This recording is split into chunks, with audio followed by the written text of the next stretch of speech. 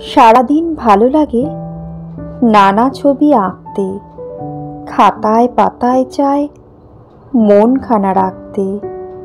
হিজিবিজি ভাবনারা মনে আসে যখনই, ছবি হয়ে খাতাটায় রয়ে যায় তখনই।